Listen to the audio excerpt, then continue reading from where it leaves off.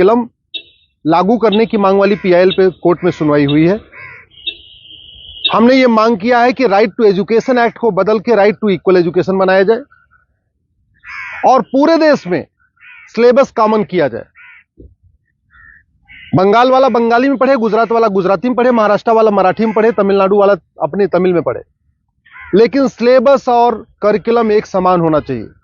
Physics का, chemistry का, math का, जूलॉजी का, बॉटनी का, इंग्लिश का, हिंदी का, संस्कृत का, ये सारे सिलेबस कॉमन होने चाहिए पूरे देश में।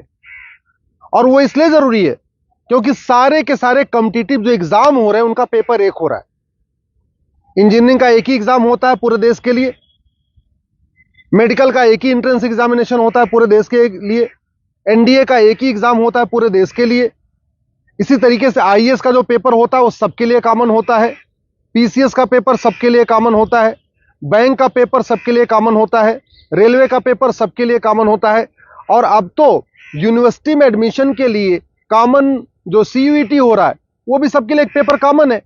अब जब एंट्रेंस एग्जामिनेशन का पेपर एक है तो फिर अलग अलग सिलेबस क्यों पढ़ाया जा रहा है?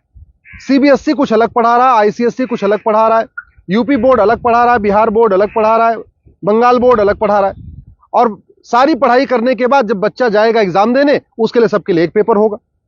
अगर पेपर सीबीएसई के पैटर्न पे सेट होता है तो बाकी स्टेट बोर्ड वालों को इक्वल अपॉर्चुनिटी नहीं मिलती।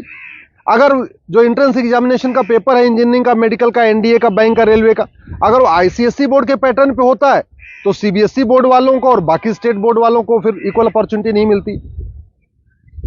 राइट टू एजुकेशन हमारा फंडामेंटल राइट है, इसलिए हमने कोर्ट से ये कहा है कि आप केंद्र सरकार को निर्देश दीजिए, एनसीईआरटी को कहिए एक कॉमन सिलेबस, कॉमन करिकुलम तैयार करे।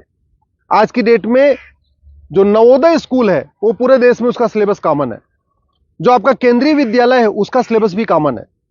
और अगर आप बाहर देखिए, अमेरिका में यूनिफॉर्म एजुकेशन है, चाइना में यूनिफॉर्म एजुकेशन है, फ्रांस में यूनिफॉर्म एजुकेशन है, जापान में यूनिफॉर्म एजुकेशन है, सिंगापुर में यूनिफॉर्म एजुकेशन है, रसिया में यूनिफॉर्म एजुकेशन है, दुनिया के कई देशों में यूनिफॉर्म एजुकेशन होता है, यानी सिलेबस करिकुलम सबका कॉमन होता है। हमारे देश में सिलेबस अलग अलग चल रहे हैं, करिकुलम अलग अलग चल रहे हैं। इसके कारण बच्चा कितना भी अच्छा हो पढ़ने में, बिना कोचिंग के वो इंजीनियरिंग क्वालिफाई नहीं कर पाता। क्योंकि वो यूपी बोर्ड का बच्चा कितना भी अच्छा हो एक्सपर्ट पढ़ने में, लेकिन पेपर जो सेट हुआ वो तो सीबीएसई के पैटर्न पे हुआ, तो फिर वो क्वालिफाई नहीं कर पाता। अल्टीमेटली उसको कोचिंग करना पड़ता है। और मैंने ये भी कोर्ट को कहा है कि ये कोचिंग माफियाओं के दबाव में ही वन नेशन वन एजुकेशन लागू नहीं हो रहा है। कोचिंग माफिया इतने पावरफुल है, इनका लगभग 5 लाख करोड़ रुपए का कोचिंग का बिजनेस है हर साल का। अगर वन नेशन वन सिलेबस हो जाएगा, कॉमन सिलेबस, कॉमन करिकुलम हो जाएगा और जो पढ़ाया जाएगा यही पूछा जाएगा, तो लोग कोचिंग नहीं करेंगे। जो मेहनती बच्चे होंगे वो अपनी पढ़ाई करेंगे और उसके बाद एंट्रेंस क्वालिफाई कर लेंगे। लेकिन ये कोचिंग माफियाओं ने ऐसा सिस्टम बना दिया है कि पहली बात तो वन नेशन वन सिलेबस नहीं होने दे रहे, वन नेशन वन एजुकेशन नहीं होने दे रहे, और दूसरा जो 10वीं 12वीं में पढ़ाया जाता है वो एंट्रेंस एग्जाम में पूछा नहीं जाता, जो एग्जाम में पूछा जाता है वो 10वीं 12वीं में पढ़ाया नहीं जाता। इसका मेन ये कारण है कि कोचिंग माफियाओं ने पूरे हमारे एजुकेशन सिस्टम को हाईजैक किया हुआ है।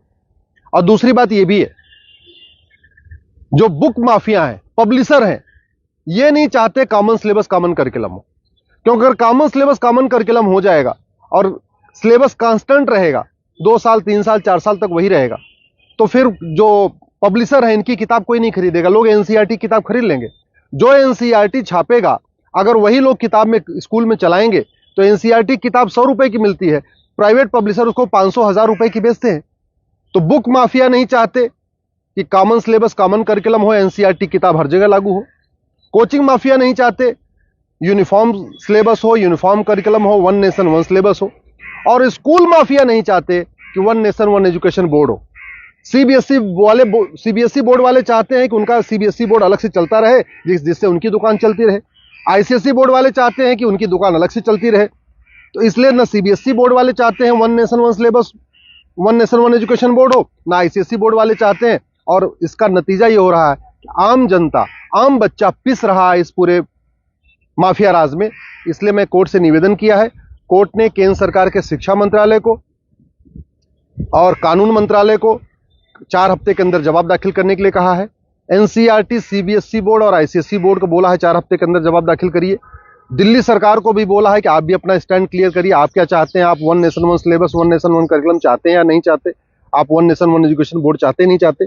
और 4 हफ्ते के बाद जवाब आ जाएगा, फिर 11 दिसंबर को इसकी अगली सुनवाई होगी। मैं आप लोगों से निवेदन करता हूं, इस वीडियो को जन जन पहुंचाइए, इस वीडियो को घर घर पहुंचाइए। कॉमन सिलेबस होगा, कॉमन करिकुलम होगा तो सबको इक्वल अपॉर्चुनिटी मिलेगी। यूनिफॉर्म एजुकेशन से सबसे बड़ा फायदा होगा, जातिवाद खत्म होगा, क्लासेस खत्म होगी, भाषावाद खत्म होगा, क्षेत्रवाद भी खत्म होगा और जिहाद और मजहबी उन्माद भी खत्म होगा। यूनिफॉर्म सिलेबस होगा, मंत्री और संतरी के बच्चे की एक किताब होगी। यूनिफॉर्म सिलेबस का मतलब ये हुआ कि शिक्षक का बेटा और शिक्षा मंत्री का बेटा एक ही किताब पढ़ेगा। यूनिफॉर्म सिलेबस का मतलब क्लर्क का बेटा और कमिश्नर का बेटे की किताब एक होगी। यूनिफॉर्म सिलेबस का मतलब मजदूर के बेटे की किताब और मालिक के बेटे की किताब एक होगी। यूनिफॉर्म सिलेबस से वास्तव में भारत में समाजवाद आएगा। समान शिक्षा से ही भारत में शांति आएगी, समाज शिक्षा से ही भारत में समृद्धि आएगी, समान शिक्षा से ही वास्तव में भारत में समरसता आएगी। इसलिए मैं आपसे निवेदन करता हूं, समान शिक्षा की मांग करिए। समान नागरिक संहिता से 100 गुना ज्यादा जरूरी है समान शिक्षा। ये जो देश में आप देख रहे हैं ना, आतंकवादियों के समर्थन में रैली निकलती है, जिहादियों के पक्ष में लोग खड़े हो जाते हैं, युद्ध हो रहा है इजराइल में और रैली निकल रही है आतंकवादियों के समर्थन में भारत में। ये क्यों? क्योंकि यहां मैकाले शिक्षा चल रहा है, मदरसा शिक्षा चल रहा है और मिशनरी शिक्षा चल रहा है। ये मैकाले शिक्षा खत्म होनी चाहिए, मिशनरी शिक्षा खत्म होनी चाहिए।